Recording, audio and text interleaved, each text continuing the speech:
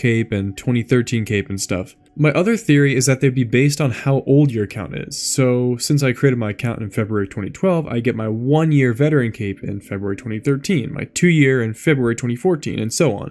Kind of like a birthday present for your Minecraft account every year. This may sound very similar to the first theory, but it's actually quite different. In this one, every player will get the same cape for their first year, as opposed to one corresponding to the year you started playing. Either way, accounts from 2009 will get 12 capes, which is more than even Mr. Mark Watson himself has, although I'm sure I'll have about 100 after the veteran capes come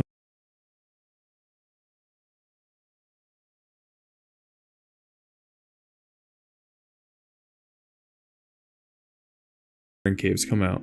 I had a conversation with a few members of my Discord about veteran capes about a month ago, and we didn't really think this would actually happen, but got so excited that one member, a guy named Bonfire, or 8 on Fire, actually made a bunch of capes. Instead of one cape for each year, he made one cape for each major version of the game, which I think is a cooler idea, but one cape for each year is still cool either way. I wanted to just make a quick video showing off all the capes Bonfire made, and then just, telling you about this news about capes, which is just, I think is really cool. So he made one cape for alpha, one cape for beta, and then one cape for each major full release. The first cape I have on here is the alpha cape. It's a simple design featuring a rounded grass block on a green background, signifying the simplicity of the game back then.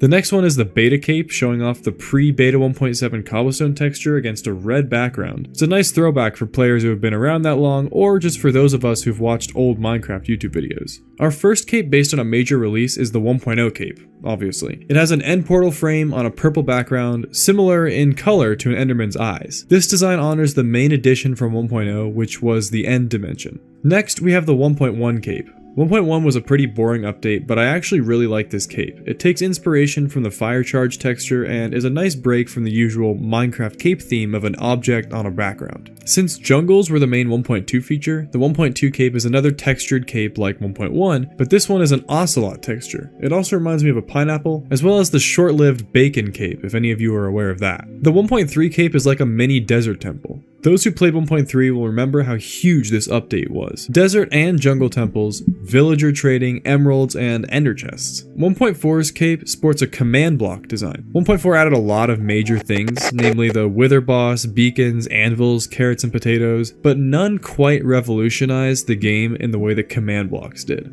The cape for 1.5, aka the Redstone update, is a comparator, symbolizing all the amazing changes 1.5 brought to the world of Redstone. Now we have the 1.6 cape. This cape has a hay bale texture because 1.6 was the horse update. I love this cape. It's such a calming sight.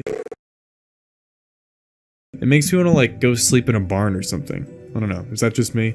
1.7, the update that changed the world, features a lighter blue cape with some flowers on it. I feel like this one would have almost been better suited for the ocean update if you remove the white flower heads. 1.8's cape is basically a close-up on a guardian, reminding us that ocean monuments were added back in 1.8. Did you know that 1.8 was called the Bountiful update? I didn't. The cape made for 1.9, the combat update, has an end crystal on the back because 1.9 was the update that made the end into an infinite dimension rather than one island. It also meant the end of fun PvP in Minecraft. 1.10 added polar bears, husks, and strays, so this cape fittingly has a stray, the least seen out of all these mobs, which in my eyes shows how insignificant of an update 1.10 was. 1.11's cape is a nice bright orange color with a llama on it. I personally love this cape. I feel like 1.12's cape could be a little bit more colorful, with it being the World of Color update and all, but it's unique compared to the other capes. I like it.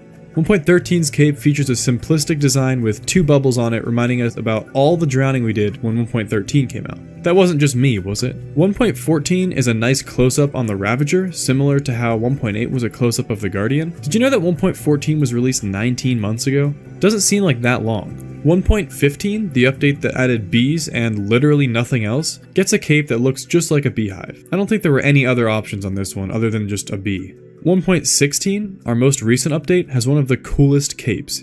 It's modeled after the gilded blackstone texture, and I think Bonfire executed this one perfectly.